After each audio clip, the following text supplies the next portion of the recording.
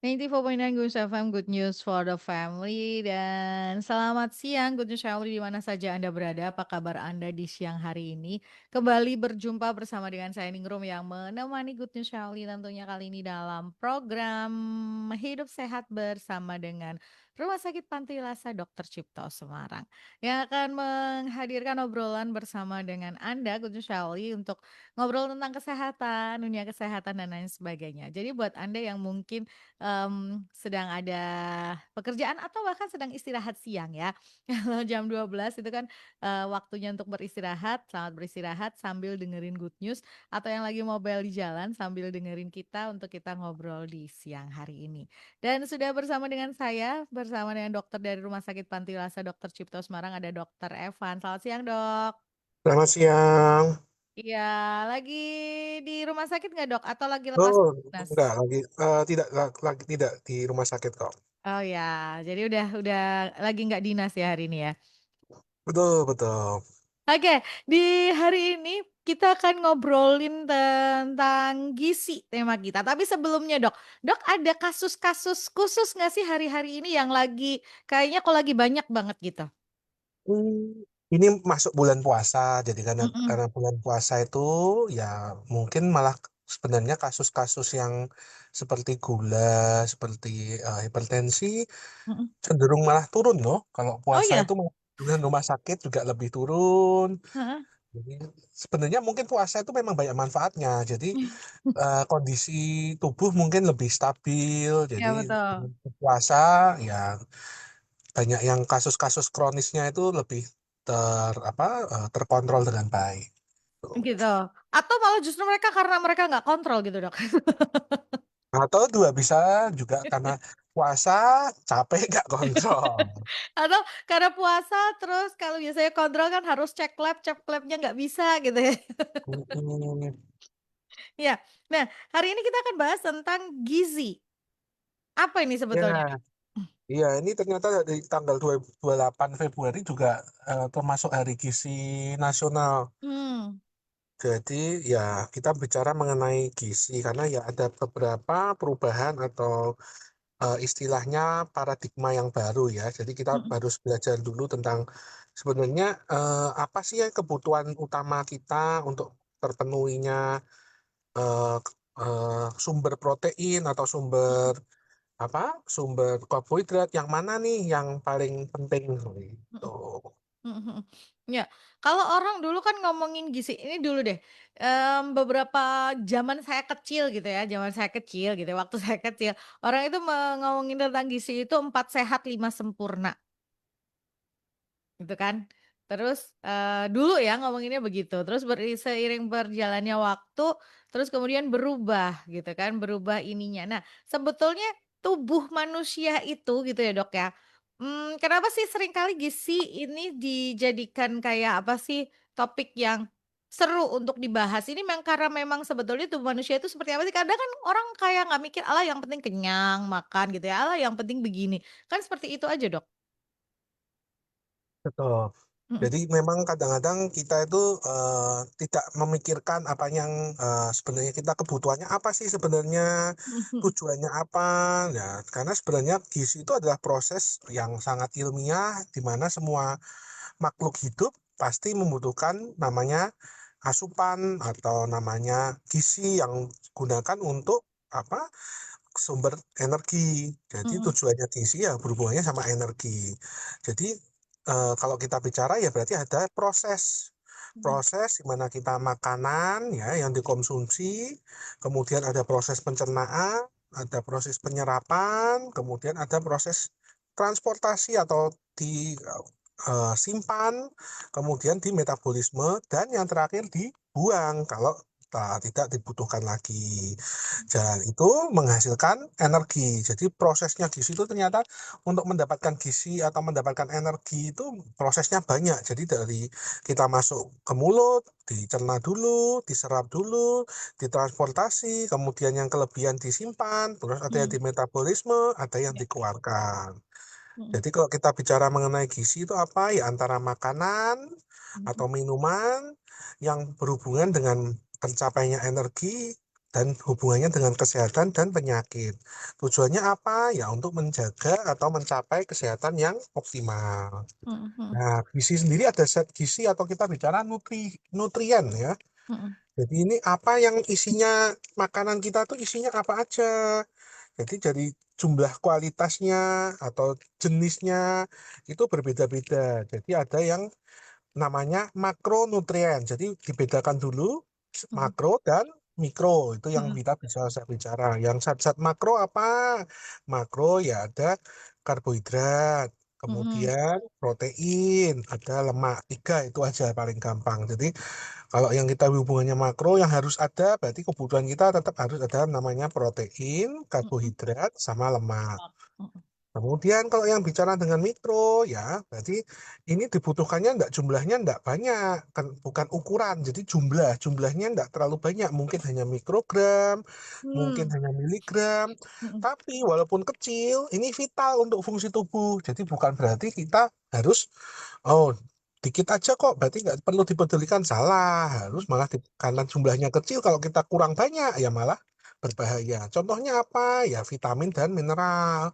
mhm, Vitamin ada A, ada C, ada D, ada B, ada E. Ya, masing-masing punya manfaatnya masing-masing. Misalnya vitamin A untuk kesehatan mata, vitamin C untuk imunitas atau untuk antioksidan, vitamin B untuk imunitas atau kesehatan tulang, vitamin B untuk membantu metabolisme energi. Kemudian ada mineral. Mineral apa dok? Ya ada kalsium, zat besi, yodium, kalium. Nah itu macam-macam seperti itu. Nah berdasarkan jenisnya tadi makro dan mikro. Berdasarkan fungsinya.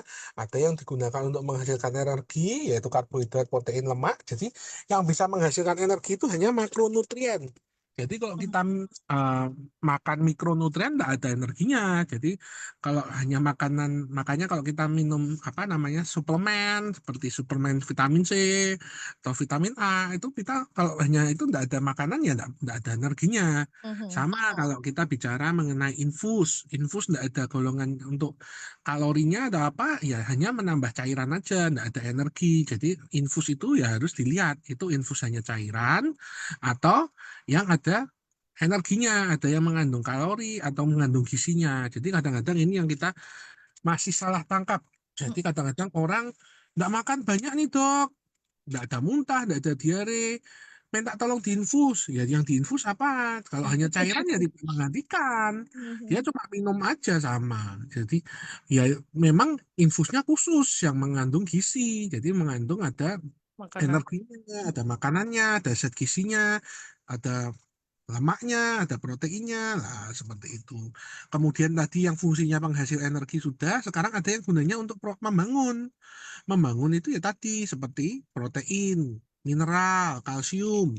Nah, ini untuk tulang gampangnya. Jadi untuk tulang itu kan dibangun dari tadi protein, Mhm.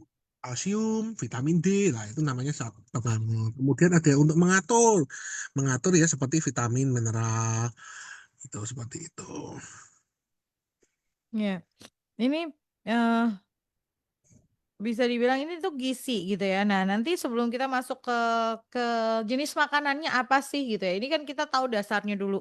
Mikronutrien, makronutrien. Lalu fungsinya apa tadi? Menghasilkan energi, mengatur, membangun dan me- mengatur gitu kan. Nah, walaupun tadi yang perlu ditekankan oleh Dokter Evan tadi, walaupun mikronutrien, walaupun kecil, kontribusinya cukup besar juga terhadap tubuh gitu ya. Orang kehilangan eh, mineral secara terus-menerus dari tubuh juga bisa tiba-tiba dia kolaps gitu ya. Jadi, kadang orang meremehkan nggak sih, Dok? "Alah cuman begitu, yang penting tadi makanya ini kalau kita udah tahu begini artinya kita akan memperhatikan makanan atau asupan yang kita masukkan ke dalam tubuh nggak sih, Dok? Ya, betul. Jadi kalau kita tidak memperhitungkan apa nih yang kita makan, Mhm, terlalu tinggi karbohidrat, ya nanti penyakitnya keluar. Terlalu tinggi protein atau terlalu tinggi lemak, ya itu juga tidak boleh. Jadi istilahnya kita harus tahu namanya yang gizi yang seimbang. Jadi ya. kondisi yang tidak boleh terlalu banyak, kelebihan karbohidrat terlalu banyak, istilah tidak bagus. Kelebihan lemak yang banyak, ya juga harus dikurangin seperti itu. Mhm. Jadi kita bicara mengenai sekarang status gizi. Nah, jadi status gizi itu memang ada yang kita bicara gizi yang baik. Jadi kondisinya terpenuhi, fungsi tubuhnya optimal. Kalau yang underweight ya atau gizi yang kurang, yaitu berarti gizinya kurang karena tadi tidak mencukupi kebutuhan. Karena kebutuhan itu kan ada minimalnya untuk per hari. Ya lama-kelamaan bisa menyebabkan namanya kurang energi protein atau anemia karena Ya. kekurangan zat besi. Nah, selain kurang, ada yang gizi lebih. Jadi kalau terlalu banyak, karena karbohidratnya terlalu tinggi, kemudian kerja insulinnya makin tinggi, jadi lemaknya juga makin lama nggak bisa dimetabolisme. Jadi Ya. insulin itu bekerja malah menurunkan metabolisme lemak. Jadi ketika karbohidrat atau gulanya tinggi, lemak nggak dimetabolisme, jadi makanya ditimbun. Nah, makanya kalau sekarang itu karbohidrat juga harus nasi putih atau yang berhubungan tepung-tepungan harus sangat dikurangin. Mhm. Ya, karena tadi itu mengetahui kurang atau enggaknya dari mana ya? Kalau kita bicara mengenai angka kecukupan gizi. Jadi itu adalah suatu nilai yang menunjukkan kebutuhan rata-rata gizi per hari untuk berat badan yang biasanya berat badan standar, nah kemudian jenis kelamin dan fisiologinya yang normal. Jadi memang untuk orang istilahnya pada umumnya kebutuhan AKG itu kan bicara 2000 ya seperti Ya. itu. Nah itu dilihat protein kebutuhannya sehari berapa itu yang menentukan. Biasanya ada di kalau kita makanan atau snack atau minuman itu ada tabelnya Bu ya. Itu Ya, yang belakang. ya itu kalau dilihat natriumnya ternyata sekali kadang-kadang Banyak. kita ngelihatnya sajiannya juga nggak dilihat. Hmm. Jadi tulisannya Persepsi. di sana per sajian, misalnya Ya. snack. Di situ natriumnya sudah 10% per sajian. Padahal satu bungkus itu 6 sajian. Jadi dengan makan satu ini aja kebutuhan garamnya sudah 60% lebih. Wah, nanti kita nggak makan apa-apa, kebanyakan garam ya nanti dengan seperti itu bisa namanya kelebihan natrium yang menyebabkan resiko hipertensi seperti itu. Ya. Nah, orang kan memandangnya gitu ya, Dok, memandangnya bahwa em, yang namanya ngitung tadi, ngitung angka kecukupan gizi atau AKG orang ngomongnya, atau ngitung asupan yang harus kita makan itu orang berpikirnya satu buat anak kecil, dua buat orang diet, terus orang diet gitu ya. Yang lain, orang-orang yang lain ya, ya maksudnya kita yang merasa kita baik-baik aja, terus kemudian kayak yang babat habis gitu aja lah ya. Nah, tapi sebetulnya hal-hal begini kan harusnya buat semuanya juga harus mengatur hal-hal yang begini yang di kita asup, lalu kita lihat angka kecukupan gizinya seperti apa, terus kita lihat posisi atau status gizi kita bagaimana, harusnya begitu kan? Iya, Hmm. jadi memang kalau kita melihat kebutuhan gizi itu yang pertama juga harus melihat kondisi penyakit Hmm. usia, Mm-mm. jenis kelamin itu juga berbeda. Jadi usia Mm. anak-anak, Mm-mm. kemudian dibandingkan usia orang tua, ada Mm-mm. apalagi sudah ada kelainan Begitu. ginjal, Hmm. itu itu menjadikan gizinya harus makin diatur. Kita Mm-mm. nggak bisa menyamakan untuk jenis kelamin laki-laki dan jenis kelamin Perempuan. perempuan. Mm. Jadi hal-hal yang sederhana dari kitanya individunya itu memang kita nggak bisa menyamakan tiap Ya, individu itu sama. Contohnya dulu kita diajarin kan untuk makanan itu 4 sehat 5 sempurna ya ya, Bu ya. ya betul, Jadi betul.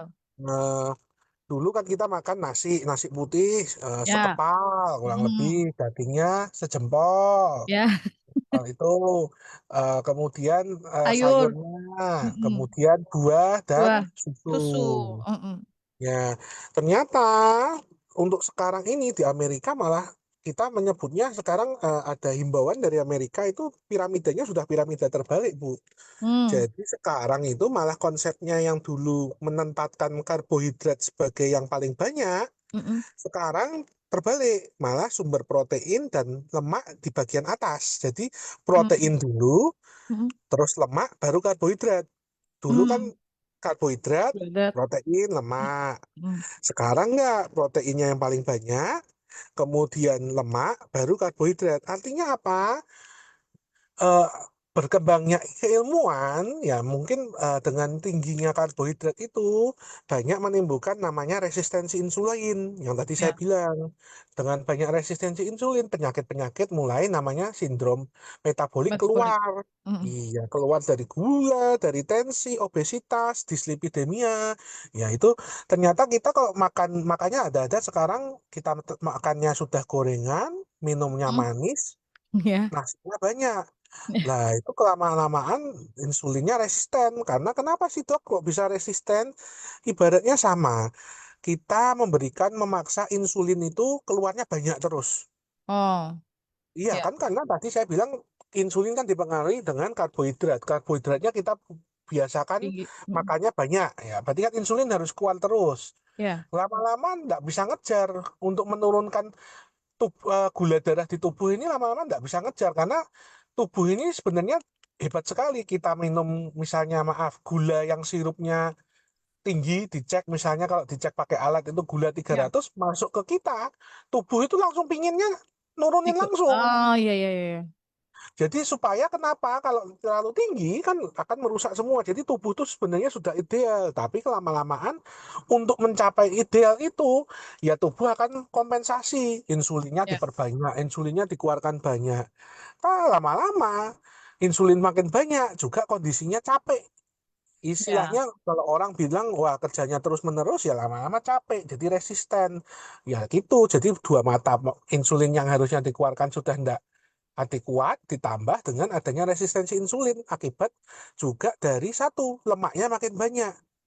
Mm. Jadi insulinnya itu menurunkan metabolisme lemak, makin banyak lemak juga meningkatkan resistensi insulin. Jadi wah kayak kayak Kayak bermata dua terus-terusan. semua. Mm. Jadi Mm. tujuh kanan, tujuh kiri karena lemaknya enggak di metabolisme.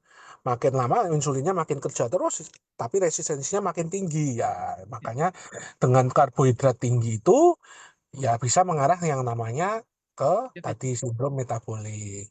Ya, Cuman yang harus diperhatikan tadi tiap orang berbeda. oke. Nah, ini misalnya tadi sudah bilang, oh ini sekarang dari Amerika katanya suruh tinggi protein, ya, Ya. suruh tinggi Mm-mm. lemaknya enggak apa-apa, karbohidrat dikit aja. Mm-mm. Bukan berarti itu semua bisa diterapkan. Contohnya apa? Pasien yang sudah punya gagal ginjal. Ya. Kalau pasien punya gagal ginjal dipaksa minum protein, proteinnya nggak bisa dimetabolisme itu dibuang lewat ginjal.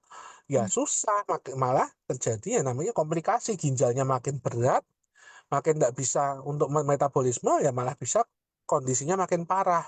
Mm. Dan yang kedua, orang yang punya asam urat tinggi, nek memang sudah ada riwayat asam urat tinggi, ya tambah tinggi protein ya. Sebelum Tam- penyakitnya kita ketahui penyebabnya asam uratnya apa ya, dengan tinggi protein pasti asam uratnya makin tinggi seperti itu. Ya.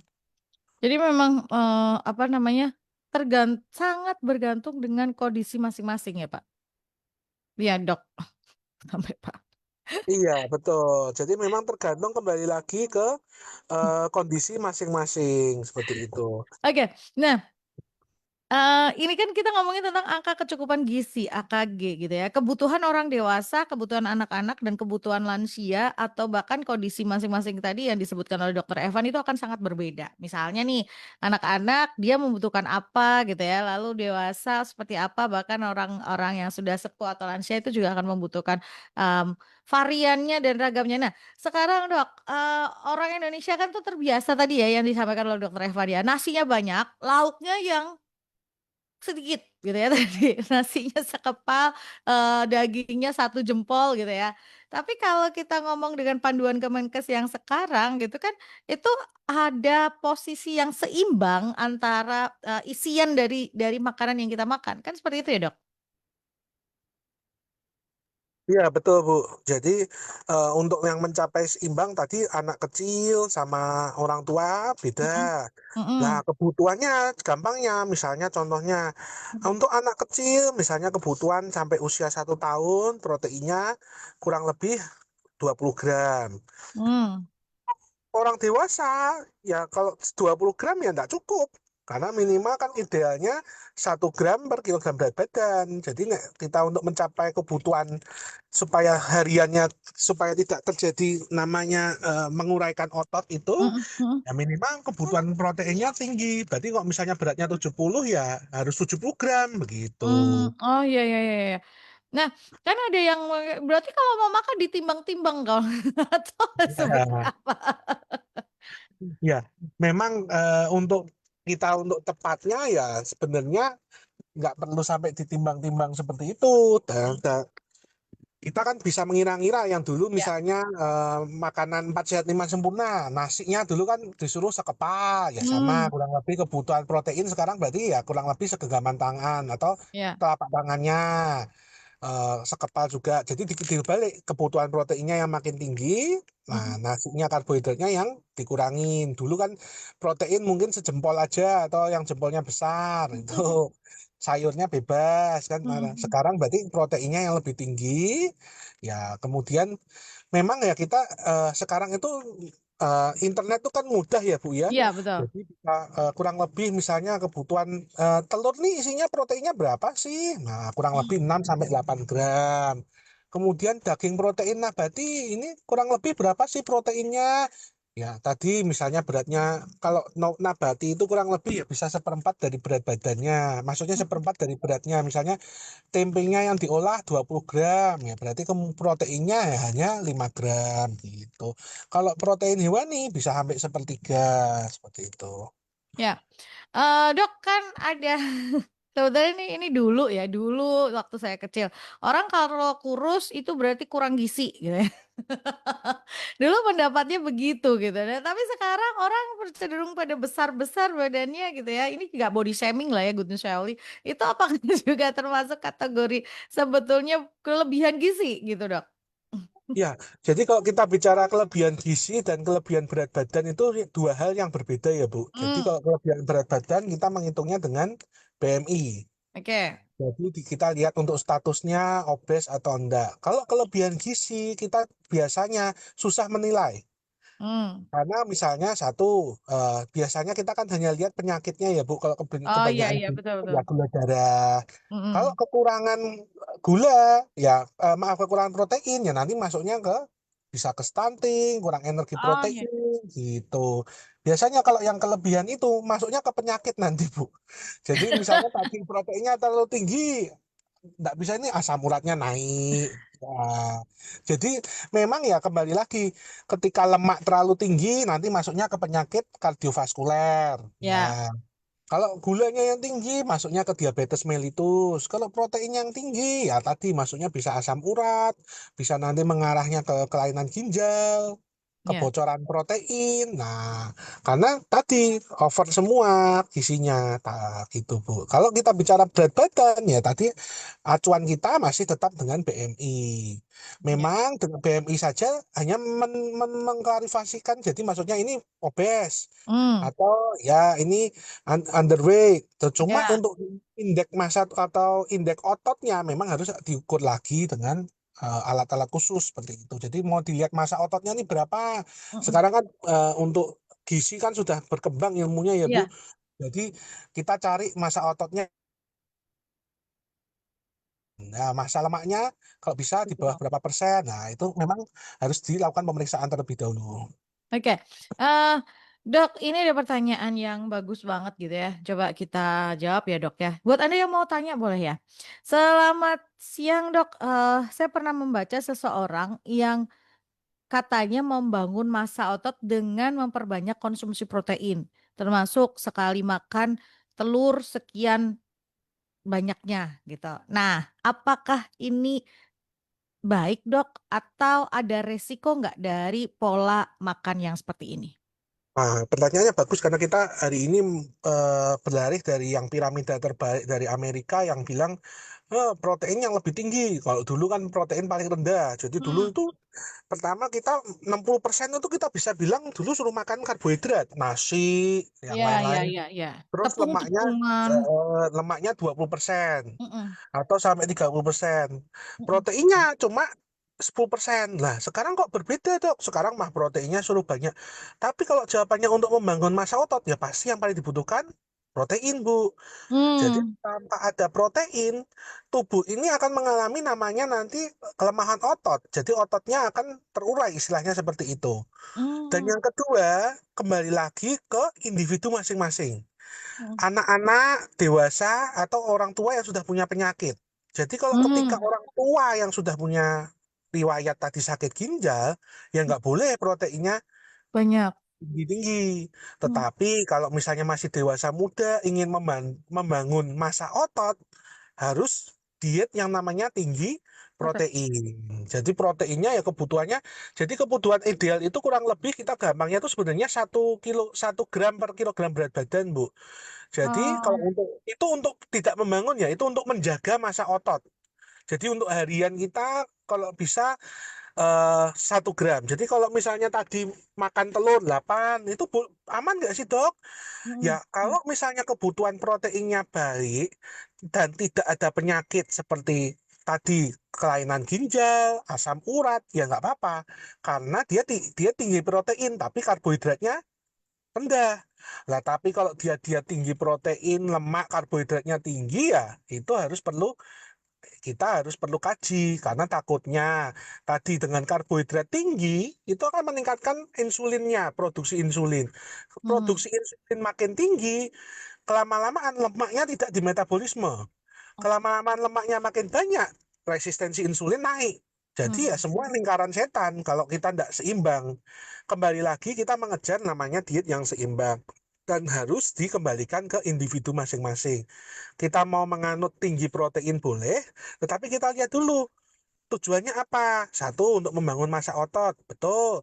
Dua, tidak ada penyakit yang menyebabkan kita ginjalnya terbebani. Nah, itu Hmm. bisa.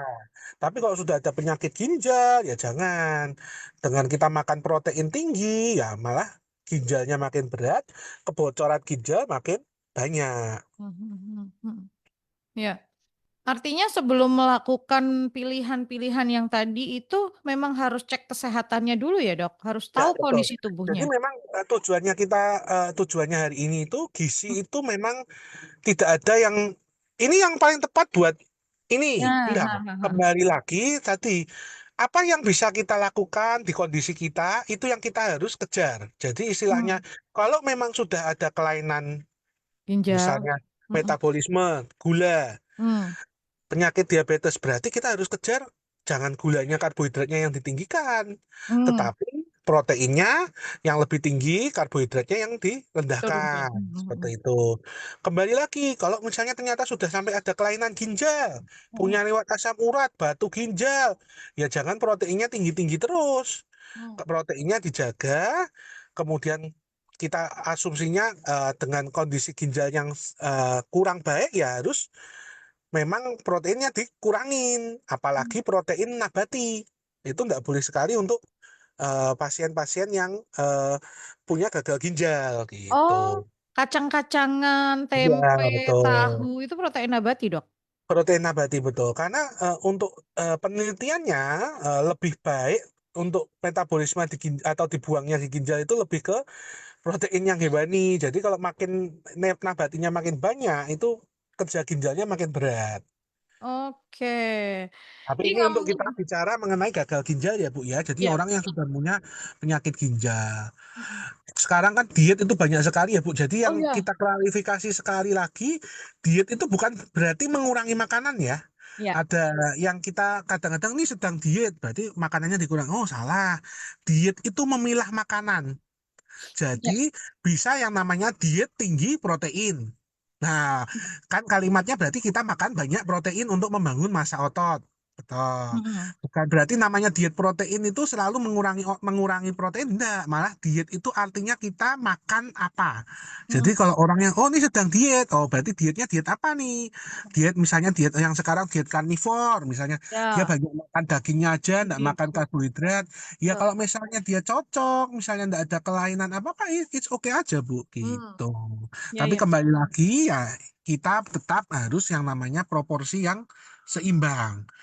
Karena kalau kita tubuh itu kan memang membutuhkan yang namanya tadi zat makro dan zat mikro. Jadi kalau kita hanya daging aja nih mikronya terpenuhi enggak? Nah, atau kembali lagi yang vegetarian, mikronya kepenuhi enggak? Lah, harus kita lihat proporsi atau gizi yang seimbang, Bu. Ya, ya.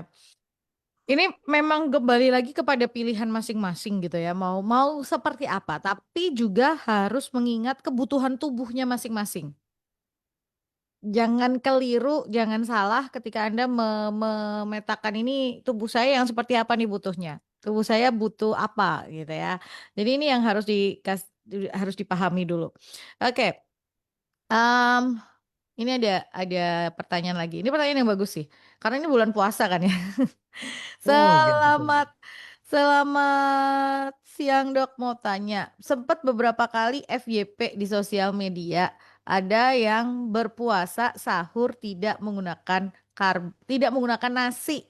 Nah, pertanyaan saya, apakah benar makan protein itu membuat kenyang lebih lama? Lalu bagaimana kebutuhan tubuhnya, apakah karbohidrat tidak diperlukan di dalam tubuh? Terima kasih.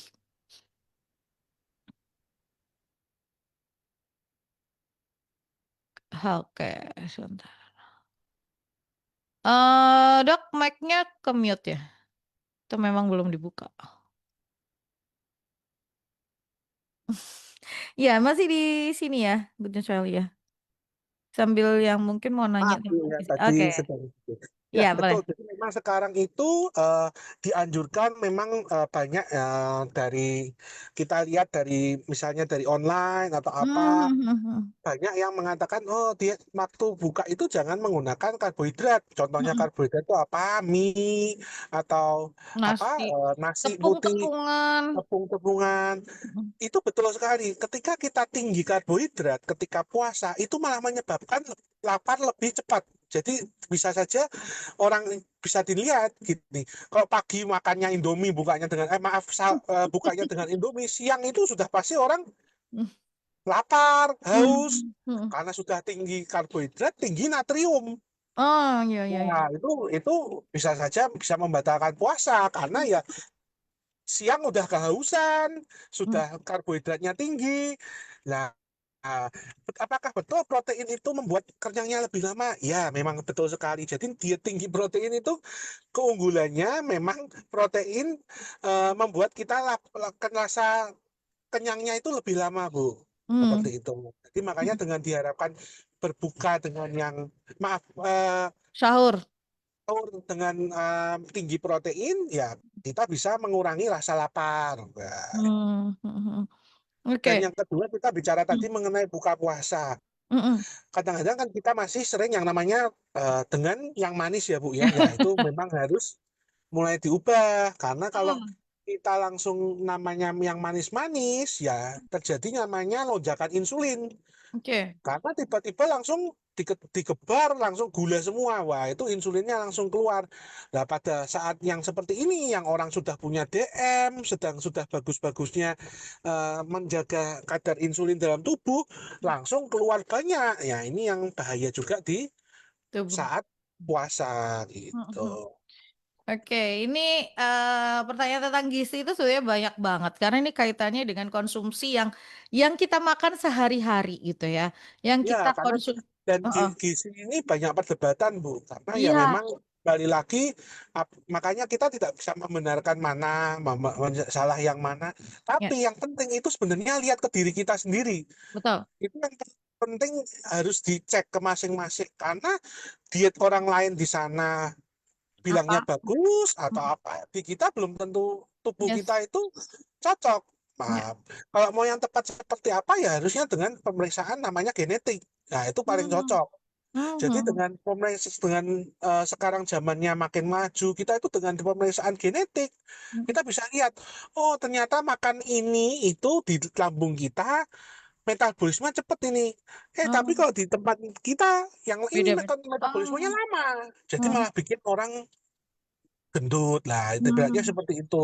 Jadi memang kembali lagi diet itu tidak ada yang namanya ini lebih bagus lebih enggak. Yang mhm, tepat adalah kita lihat ini usianya, kita punya penyakit apa, kita punya kekurangan di mana ya. Jadi contohnya ya tadi orang sudah sakit DM ya jangan diet tinggi karbohidrat, Hmm, harus mulai karbohidratnya direndahkan. ya. Atau diet orang yang kurang vitamin misalnya kurangan vitamin B12, ya itu kita harus cari daging-dagingan. Hmm, Kalau kita vegetarian aja ya nggak cukup, itu harus tambah namanya mikronutrien atau vitamin seperti itu. ya. Oke, eh, ini ngomongin tentang suplemen. Suplemen itu kan memang masuknya ke mikronutrien ya, Dok. Ini perlu nggak perlu atau seperti apa sih, Dok, sebetulnya? Kembali lagi memang kalau kita bicara gizi, Mm, untuk menjaga gizi yang seimbang sebenarnya dengan makanan-makanan yang tanpa proses itu sebenarnya sudah tercukupi ya. semua.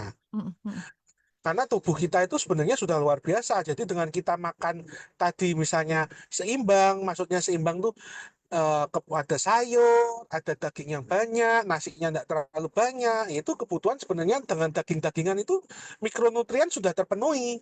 Oke. Serat juga sudah terpenuhi. Nah, itu kan sudah seimbang semua. Mm, Tetapi kalau ada orang yang memang sudah ada kelainan, nah, kita bicara kelainan. mm, Oh, ini sudah ada namanya satu orang tua, mm, namanya terjadi osteoporosis mm. karena kalsiumnya sudah tidak bisa disimpan Produksi. lagi Mhm. di Tuh. tulang. Jadi sudah malah ditariin semua di Mm, tulangnya yang kita ini kurang lah. Ini berarti kan harus kita tambahin lagi nih kalsium untuk mencegah yang memperparah terjadinya oke. pengeroposan tulang atau osteoporosis gitu. Atau ada orang yang memang sudah punya kelainan misalnya defisiensi vitamin A. Hmm. Ditandai dengan gangguan penglihatan malam hari, Mm, mungkin dia tidak suka yang makanan-makanan yang tinggi vitamin A, ya mau tidak mau kita berikan vitamin seperti itu. oke. Atau orang yang tidak, yang sekarang ini kekurangan vitamin D, ya Hmm. karena orang tiap pagi tidak pernah Cuma berjemur, nggak kena matahari. tidak kena matahari, ya itu ya mau tidak mau kita berikan. Ya. Nah, cuman kalau bicara yang kebutuhan kita makro atau mikro, ya memang semua itu sebenarnya dengan diet yang seimbang harusnya sudah terpenuhi semua. Mm. Oh. Oke, ini ada pertanyaan, mungkin ini jadi pertanyaan terakhir ya di hari ini. Ini kalau ngomongin ini nggak bisa habis soalnya. Selamat siang, Dok. Sekarang ini banyak orang yang mengkonsumsi minuman tinggi protein. Apa ya istilahnya ya itu ya? Untuk memenuhi kebutuhan protein harian. Oh, ya, Apakah ini aman, Dok? oke. Kebutuhan minuman tinggi protein itu kembali lagi ke individu. Tujuannya apa sih? Oh, untuk membangun massa otot. Hmm, Nah, untuk membangun massa otot tidak hanya dengan minuman. Jadi hmm. harus dengan exercise. Oh ya, Ya, kalau memang digunakan untuk yang tepat, jadi proteinnya dipakai. Jadi kita istilahnya begini, ketika kita banyak tinggi protein tapi tidak ada exercise-nya, ya nanti ginjalnya makin berat. berat. Bahaya juga. Oh. Nah, tujuannya apa? Oh, ini memang mau membangun massa otot. Dia Hmm, exercise-nya rutin hmm, untuk memang latihan otot. ya. Otot itu akan disimpan, dibentuk di ototnya. Hmm, Proteinnya disimpan di ototnya. Jadi terbentuk massa otot yang besar. Ya, jadi kondisinya ototnya istilahnya tidak over, jadi tetap seimbang, ya itu tetap aman. Tetapi kalau orang misalnya, oh ini saya mau ikut-ikutan tapi tidak ada hmm, exercise-nya, ya malah hmm, ketinggian proteinnya, ginjalnya dibuangnya berat, ya malah nanti memperberat fungsi ginjal, lama-lama ginjalnya bisa menurun fungsinya, begitu. hmm. Oke. Jadi kembali lagi tetap ya individu ini tujuannya apa sih? Nah, kalau mau Hmm. mengejar massa protein, ya memang kebutuhan harus protein harus dikejar, bahkan sampai 2 gram per kilogram berat badan. Jadi kalau berat 70, Oh, ya berarti harus minimal 140 bisa gram. sampai 140 gram sehari. Ya, ya, Supaya ya tadi proteinnya bisa cukup. ototnya bisa terbentuk. Hmm. Gitu.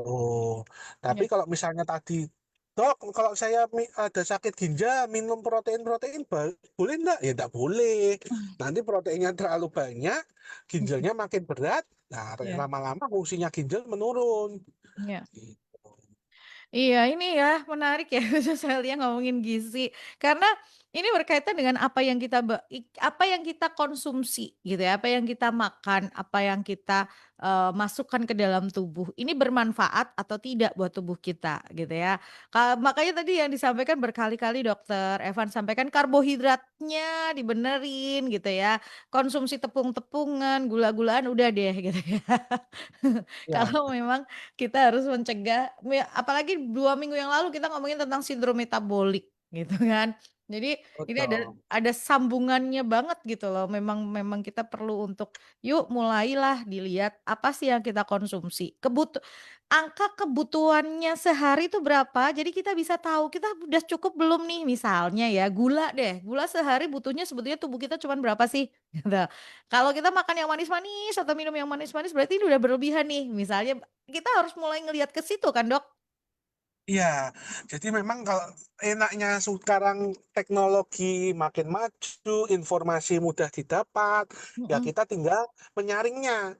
iya, Oh, ini kita lihat nih kebutuhan kita nih bener apa enggak? Ya kita mhm, bisa mau apalagi sekarang teknologi kayak ini di foto sudah kelihatan kalorinya berapa. iya bener, Ya, yang baru-baru kan sudah heeh, bisa lihat sampai ke nih situ, kalorinya berapa iya, di foto aja bisa lihat ya. Wah, kita harus cek juga cuma berdasarkan misalnya di foto, oh ini kuatnya 400 kalori, proteinnya sekian-sekian, tapi ya mhm, tetap kita cek, oh ini kita otot apa, dagingnya kurang lebih memang beratnya segini. mhm Ya, mhm, jadi kita tetap konfirmasi juga. iya betul. Ya. Oke Harus terakhir kita lihat heeh, mhm. rasional atau enggak gitu, Bu. Iya betul betul.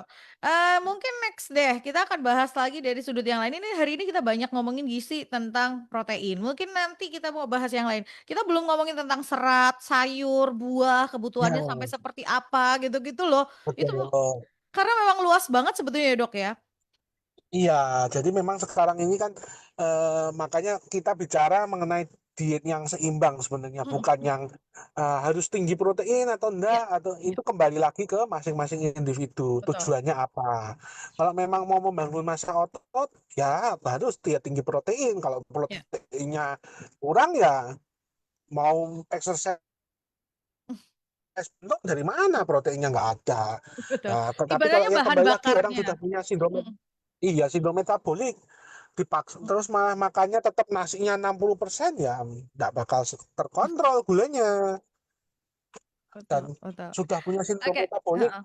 lemaknya tinggi, makannya goreng-gorengan, ya sudah keluarnya semua penyakit yang tadi, ya mulai kardiovaskulernya kena semua gitu. Iya. Oke, Dok, terakhir, Dok, kesimpulan dari apa yang kita bahas hari ini? Oke, jadi siang ini ya Bu, ya kita Mhm, bicara mengenai gizi. Jadi kembali lagi, gizi yang optimal itu seperti apa sih? Ya tadi kita belajar ada yang namanya makronutrien dan mikronutrien. Makro itu ya tadi kebutuhan karbohidrat, protein, dan lemak. Mikronutrien seperti vitamin dan mineral. Jadi vitamin ada yang vitamin A bisa didapat di seperti yang gampang ya kita bicara mengenai eh, ini apa carrot ya apa kalau carrot itu wortel bahasa Indonesianya apa sih saya jadi lupa. wortel. Wortel wortel ya vitamin vitamin C di buah-buahan yang warnanya kuning Mhm, jeruk itu ya, iya, kemudian vitamin D dengan berjemur, mhm, kemudian juga mineral mineral ada zat besi, kemudian ada iya kalsium, ada zinc. Nah, ya kemudian kita bicara mengenai diet yang seimbang. Jadi diet yang seimbang itu apa sih? Ya kembali lagi mengenai kita lihat individunya kita. Oh kebutuhan kebutuhan harian ini proteinnya, ya itu kita sesuaikan. Oh ini kita sudah serat belum? Kalau misalnya apa makan serat belum hari ini? Kalau enggak ya tubuh kita juga butuh serat untuk iya, mensehatkan pencernaan kita. Karena ingat gizi ini akan kita masuk, mhm, kita pertama masuk diserap, kemudian mhm, sudah diserap ditransportasi, kemudian dimetabolisme. Setelah dimetabolisme, kalau kelebihan dibuang. Jadi intinya harus semua harus seimbang. mhm, Dan kembali kalau ada penyakit atau kondisi tertentu ya kita harus cek apa yang nggak boleh, apa yang harus dimakan itu kita perhatikan. Jadi kalau memang punya penyakit ginjal, punya asam urat ya protein harus dibatasi. Kalau punya riwayat gula-gula ya karbohidrat dikurangin, ditinggikan proteinnya begitu. iya. Jadi memang harus ketahui dulu kondisi tubuh kita. Yang paham siapa? Ya kita. Jangan bilang kita nggak ngerti kondisi tubuh kita seperti apa. Dan nanti baru kita mengatur, menyesuaikan, dan memilah makanan apa yang harus kita masukkan ke dalam tubuh kita. Jangan ini ya, mulai jaga mulut gitu ya, tahan-tahan gitu ya. Kadang orang seringkali lapar mata itu hanya berhenti rasa itu hanya berhenti sampai di sini loh, sampai di leher. Dimasukkan ke mulut, dirasa, udah selesai. Kan seperti itu ya, Dok, ya? Padahal makanannya belum tentu butuh banget gitu di tubuh kita, atau bahkan tubuh kita nggak butuh hal-hal seperti itu. Anda membutuhkan konsultasi gizi kalau memang merasa bahwa saya pengen pengen turunkan berat badan tapi kok nggak bisa ya, oke konsul aja langsung ke Rumah Sakit Pantiwelasa Dokter Cipto ada ya, Dok? Ya, Mhm, bisa ke ahli gizi kita. mhm. Iya, nanti di Rumah Sakit Pantiwelasa Dokter Cipto akan membantu gitu ya, membantu seperti apa sih sebetulnya dari ahli gizi ini juga akan membantu menyusunkan pola makannya, ini yang bisa dimakan seperti apa gitu dan itu akan Gitu. sangat membantu kita. Oke, jadi yang pasti kenali dulu tubuh Anda gitu kan, buat Anda bisa memilih dan memilah apa yang akan bisa kita masukkan. Dokter Evan terima kasih ya. Ya, sampai jumpa kembali. Salam Sampai sehat, Bu. jumpa. Amin amin, sehat terus dan berharap apa yang dihadirkan jadi berkat dan bermanfaat buat Anda ya Good News Family. Terima kasih juga buat Rumah Sakit Pantiwelasa Dokter Cipto yang sudah support Good News dengan luar biasa sampai hari ini. Terima kasih. Sampai ketemu. See you.